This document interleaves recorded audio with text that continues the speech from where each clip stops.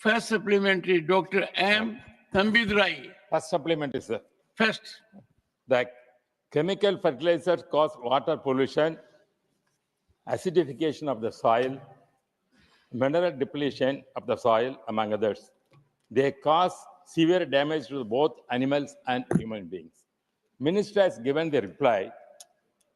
They are recommending balanced way of applying the chemical fertilizer as well as other non-organic fertilizer also. Sir, in that, I want to know from the Honorable Minister, because the rural people are illiterate, may not know aware all these things. Whether, because agriculture also is a state subject, there is any coordination between the central government and the state government, especially Tamil Nadu government, is cooperating with the central government to sensitize this program for the farmers to utilize and balance to utilize the fertilizer to avoid this kind of hazards in the field, sir. Just I want to know, sir. Honorable Minister. माननीय सभापति महोदय, माननीय विद्वान सदस्य ने बहुत ही एक आज ऐसा ज्वलंत प्रश्न पूछा है। वाकई में सभापति महोदय, चाहे ये सृष्टि हो, चाहे हमारी धरती हो, चाहे इंसान हो, चाहे पशु पक्षी हो, चाहे प्राणी, ये सब 5 तत्वों से यह बना है और मनुष्य भी 5 तत्वों से बना है। ये धरती, सभापति महोदय, मैं आपके माध्यम से मैं माननीय सदस्य को और सदन को बताना चाहूंगा कि मुझे जुकाम हो गई है और मैं डॉक्टर के पास जाऊंगा। डॉक्टर साहब कहेंगे आपको सुबह और शाम ये 2 दफे 2 डोज लेनी है। क्या मैं 4 दफे या 6 दफे उस डोज को लूंगा तो मुझे फायदा करेगा या नुकसान? वो स्थिति, ये जो रासायनिक खाद है, सभापति महोदय, आपको तो ध्यान है, 6ठे दशक में वो स्थिति भी आई थी जो तत्कालीन हमारे प्रधानमंत्री लाल बहादुर शास्त्री जी ने कहा था कि देशवासियों 1 दिन का उपवास रखें। वो भी दिन था और तुम्हारे वैज्ञानिकों ने एक हरित क्रांति लाकर इस देश को खाद्यान्न में आत्मनिर्भर बनाया।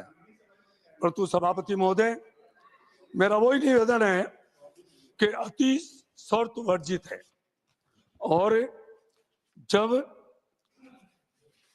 अंधाधुंध यदि किसी, चाहे रासायनिक खाद हो, पेस्टिसाइड हो, चाहे कोई भी हो, जो प्रयोग करेंगे तो आपको पता धरती भी बीमार होगी और जब धरती बीमार हो जाएगी तो मनुष्य नहीं, पशु पक्षी नहीं, प्राणी मात्र भी उससे प्रभावित होगा और वो स्थिति ये है।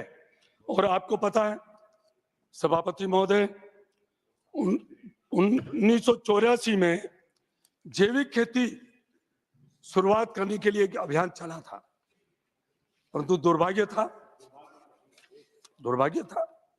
बहुत बड़े बड़े नारे दे रहे हैं, देश का अन्नदाता बड़ा महान है।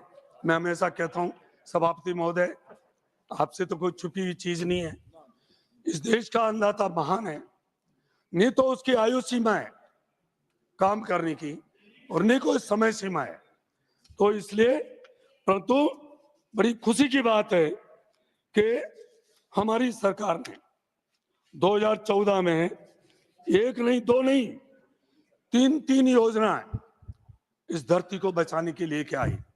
जो रासायनिक खाद से अभी माननीय सदस्य ने चिंता प्रकट की है, उसको ठीक कैसे हो, ये धरती माता, और उसके लिए उन्होंने 70,000 कृषि सखी को केवाईसी के माध्यम से और तो और है, उर्वरकों के लिए 7 लाख ट्रेनिंग प्रदर्शन किए गए हैं देश भर में।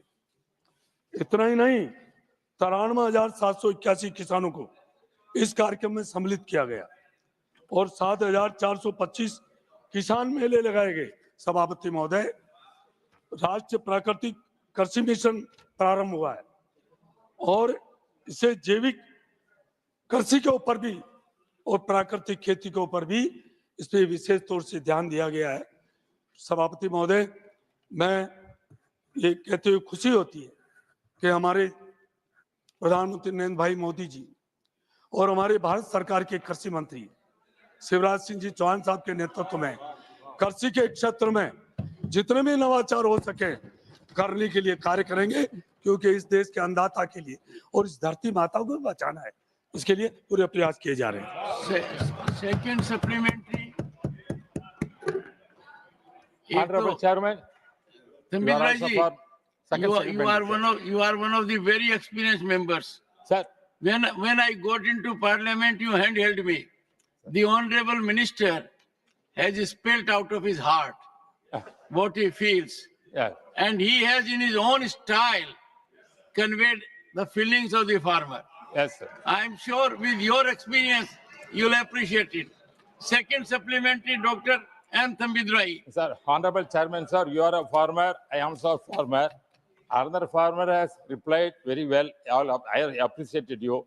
Just I want to know from the Honorable Chavan also, you are famous, succeeded in Madhya Pradesh by implementing so many agricultural programs. He is successful. I am appreciating that. So I want to know from through you, sir, the Prime Minister, in Tamil Nadu, there is a lot of demand, particularly the fertilizer in particular season cultivation time. Farmers are required. During our ADMK period, we are completely given properly the fertilizer to the farmers for the cultivation particular season. But present DMK government is failing not to give the fertilizer at the time, but they are blaming the central government. I want to know from central government, they are blaming the central government. They are not allocating properly the fertilizer which is required for the government. Is it a fact? Is it a fact what the DMK are criticizing, and they are not serious about the farmers? They are not serious about the farmers of Tamil Nadu. They are only criticizing about the central government. I want to know whether the central government is not been allocating properly as required by the government for the Tamil Nadu farmers. Has done, we have done everything properly during ADMK Palaniswamy minister. He was also a farmer. But now the present government is blaming central government. They are not giving allocating properly the fertilizer. Is it a fact? Is it the central government deficiency or the state government deficiency? I want to know, sir. Honorable Minister.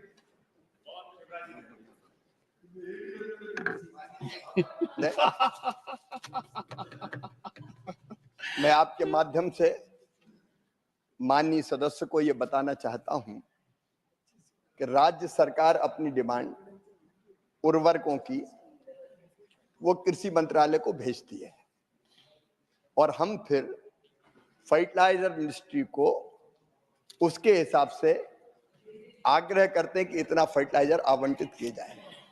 मुझे बताते हुए खुशी है कि खाद की पर्याप्त व्यवस्था तमिलनाडु के लिए करने का काम भारत ही नहीं है और हर एक राज्य प्रधानमंत्री नरेंद्र मोदी जी के लिए समान है। हम सब भारत माँ के लाल, भेदभाव का कहाँ सवाल, सारा भारत एक है और इसलिए तमिलनाडु के किसानों का भी हमने पूरी गंभीरता और शिद्दत से ध्यान रखा है।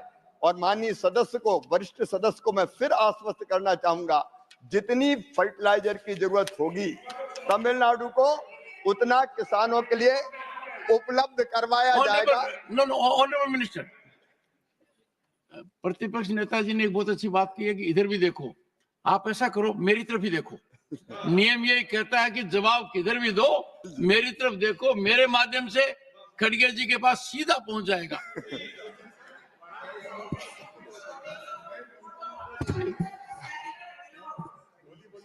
बार बार उधर समझा रहे, उधर नहीं संविधान जी, अरे क्या नहीं, ये तंबीदुराई जी उनका झगड़ा लाके यहाँ ला रहे।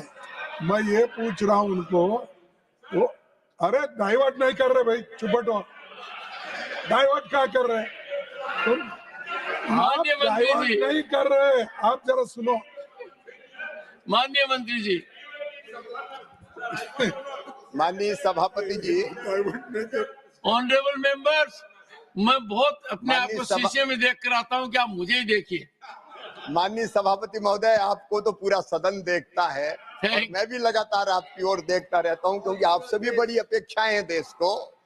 लेकिन मैं ये निवेदन करना चाहता हूं कि न केवल फर्टिलाइजर उपलब्ध कराएंगे, बल्कि सब्सिडी देके आपको बताना चाहता हूं कि पिछले साल भी 1,94,000 करोड़ की सब्सिडी दी है किसानों को, तब जाके यूरिया की बोरी हो, डीएपी की बोरी हो, किसान को सस्ती मिलती है। 2100 रुपया की एक बोरी पर सब्सिडी देने का चमत्कार नरेंद्र मोदी जी की सरकार ने किया है। तो तमिलनाडु सहित सारे भारत के किसानों को सब्सिडी देके हम फर्टिलाइजर समय पर उपलब्ध कराने का काम कर भी रहे हैं, आगे भी करते रहेंगे। हाँ, इतना मैं जरूर कहूंगा कि केमिकल फर्टिलाइजर के असंतुलित और अंधाधुंध प्रयोग के कारण जो नुकसान होते हैं, उसके लिए भी हम अवेयरनेस क्रिएट कर रहे हैं।